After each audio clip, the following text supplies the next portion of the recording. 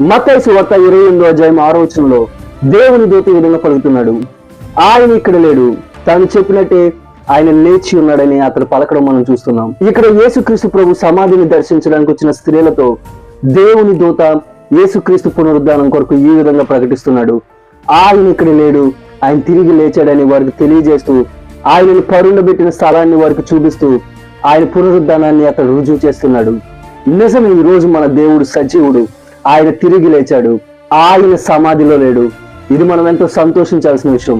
ఎందుకంటే మనం ఆరాధించే దేవుడు బలహీనుడు కాదు, ఆయన లోకాన్ని, పాపాన్ని, మరణాన్ని జయించిన శక్తిమంతుడు. ఈరోజు ఆయన పునరుద్ధానం మనందరికీ ఒక గొప్ప నిరీక్షణ ఇస్తుంది. ఆయన మనకి కూడా నిత్య జీవాన్ని ఇవ్వబోతున్నాడు. ఈరోజు చాలా మంది ఆయన అపహసిస్తున్నా, ఆయన దూషిస్తున్నా అవేమీ మనం పట్టించుకోవాల్సిన అవసరం లేదు. వారెవరిని మనం లెక్క చేయాల్సిన అవసరం లేదు.